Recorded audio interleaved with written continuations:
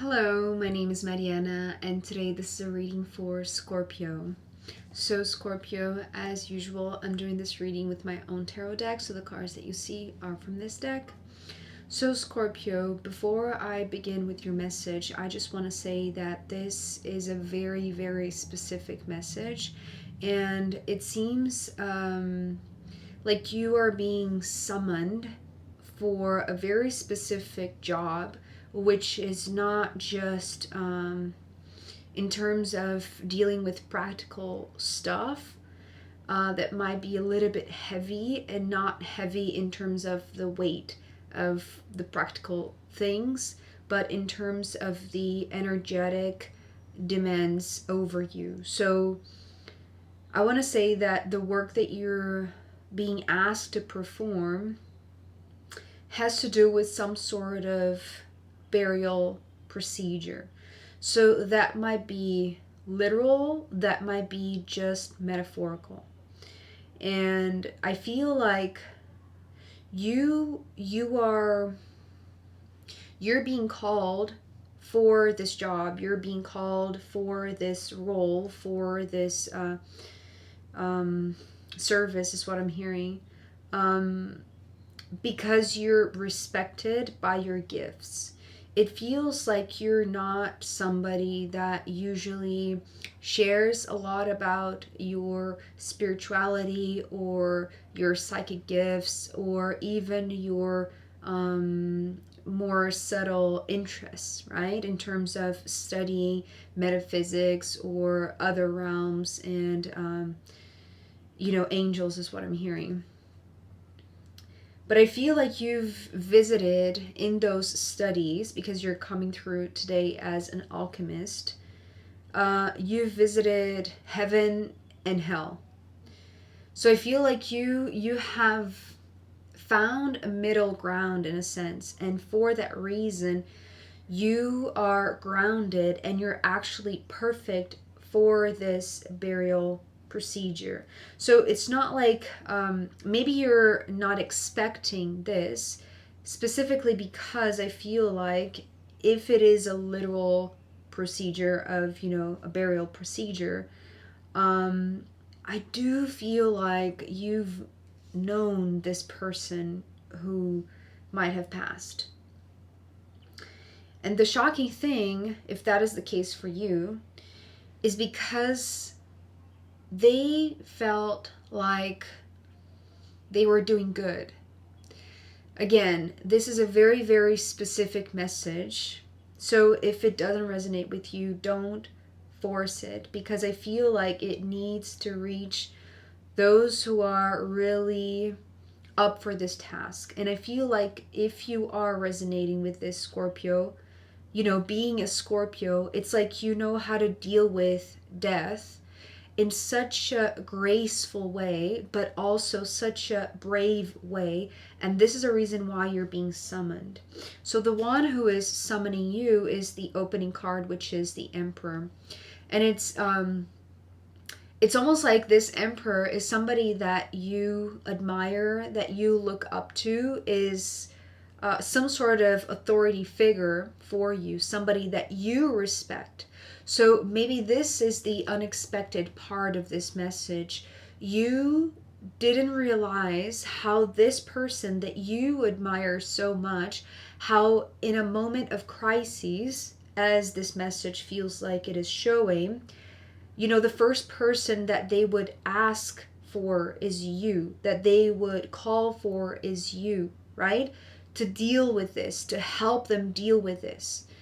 So this might be a surprise, but really when I feel into it, it's not so much of a surprise. It's almost like maybe you've had some sort of intuition or some sort of premonition, but it's like you admire their respect for you, right? It's like everything that you respect them about, everything that you admire them about, it's like it's reciprocal, but now it's coming from them, that they are the ones calling you, they're the ones asking for you, right?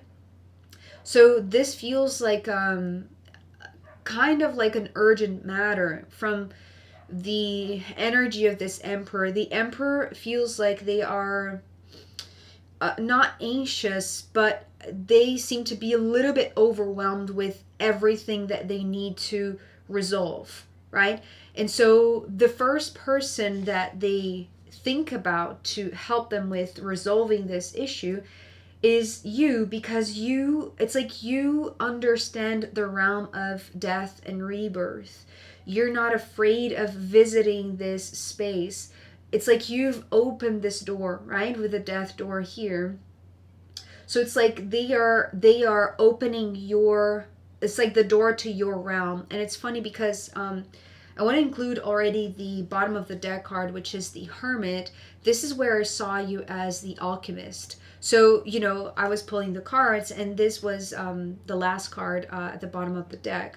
So it made a lot of sense, and that's the reason why I'm including here right now, just to give you a sense of why this Emperor here seems to be focusing directly like into you. It's like they are interested in your knowledge, in your wisdom, in your experience with dealing with grief, with death, with overcoming, you know, loss.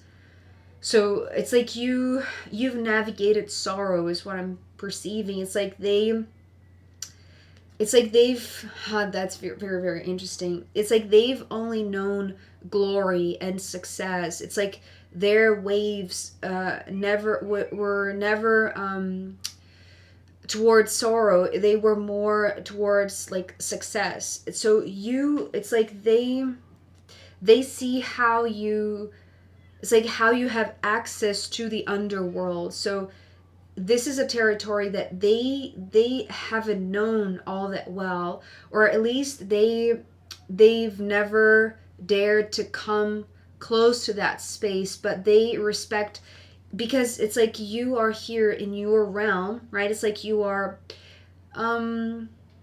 it's like you have your own space. They respect your space, right? They're not invading your alchemical space, your alchemical study, your inner world. So they respect your inner world, but when they're dealing with something that they have no experience with, your door is the first one that they go and knock, right?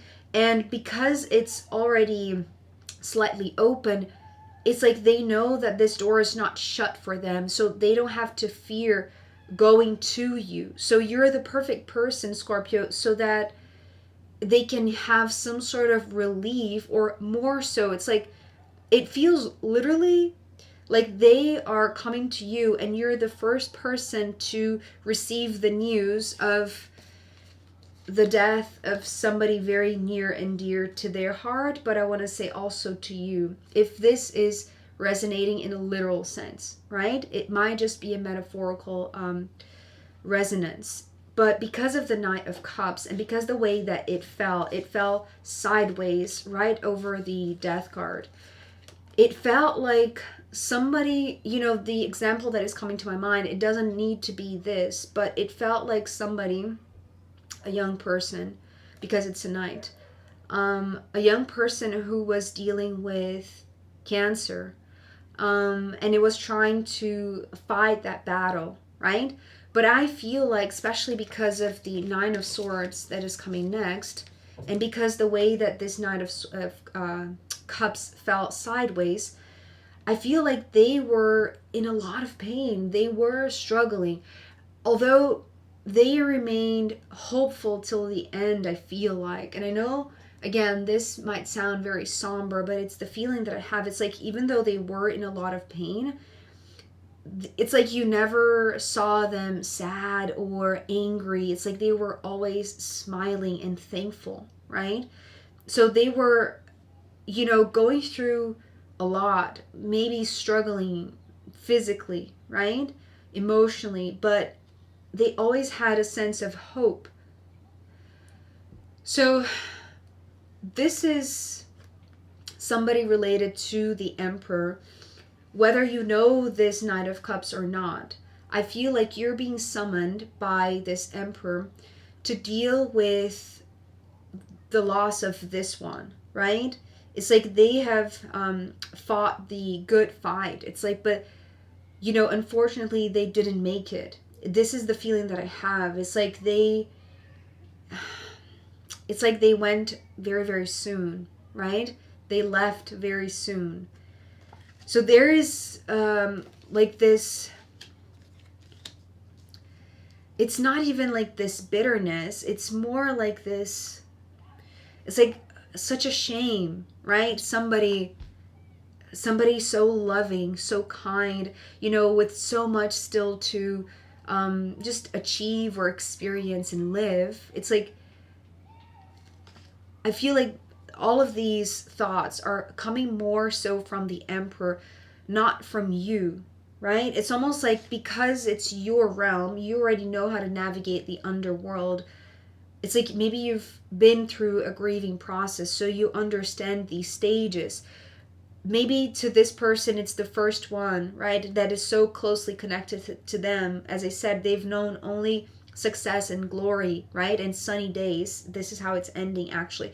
So I do feel like there is this moment, maybe of like this first shock to the Emperor. The first person that they think about is you, right? It's not even to comfort them, because, with a death, what I heard was burial procedures. So I do feel like you're actually, being asked to perform some sort of give your testimony, or some sort of speech, or organize something for this one, right? Either because you knew them, or just because you know this process of death, right? And you understand this grieving process, and you deal with it with a lot of respect, right? It's like you're not diminishing the pain. It's almost like you're observing their fight in such a beautiful and kind way and generous way towards this one, right? So it's like the first thing that you do, really, it's just to listen to this one. It's like you haven't actually agreed to it yet, but it's like you're just listening. You're just there, being this friend, being this shoulder for this one, because they have just suffered this loss. They have just lost somebody, right? Or maybe something, if we're not talking about an actual person. But they have, lost something, and you understand about that. It's like that's been your object of study. It's like you have been studying grief or loss and how to alchemize it, right? Transform it into something that is going towards the rebirth of it. So in terms of the emotional comfort that you give at first to the Emperor, this is all in the first row with the Death, the Knight of Cups, and the Nine of Swords. So it's like you're understanding what happened. They are telling you the facts of, the story, their loss. But it's also embedded with a lot of emotional pain, right? Or just like the questions that are crossing through the mind of this Emperor. So you're allowing these things, these stories, these thoughts, these questions to reach you, because you can handle that, because you are grounded, right? Because you've been working on grounding your energy, and because you know how to walk the one who remains, right, through this bridge. But it's the Six of Pentacles here is the bridge for the one who is still here, which is the Emperor, not the one who has potentially, died. Because it's almost like they don't hold any sort of fear, right? It's like inside their heart, they were always pure. So yes, despite the physical pain, it's like they remain pure, right? So the Six of Pentacles is at the same time the stable and safe bridge to guide this one, right, through this situation, through this grief. But it's also it's almost like the practical details of these burial procedures.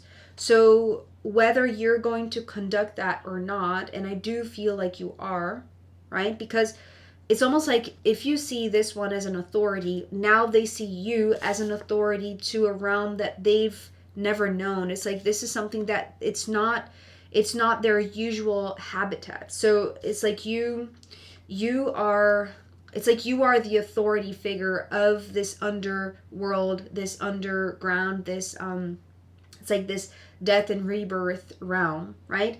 And because you hold this power, right, with the Judgment card, it's like you're able to organize things in such a harmonious way, right? It's like you're absorbing all of the pain.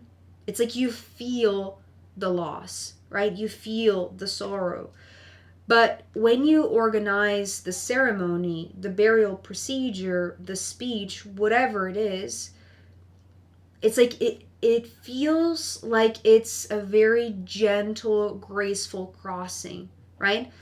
Crossing maybe not only in terms of the crossing of the one who died, but to this one, and also maybe, you know, the family and the ones who are still here, right?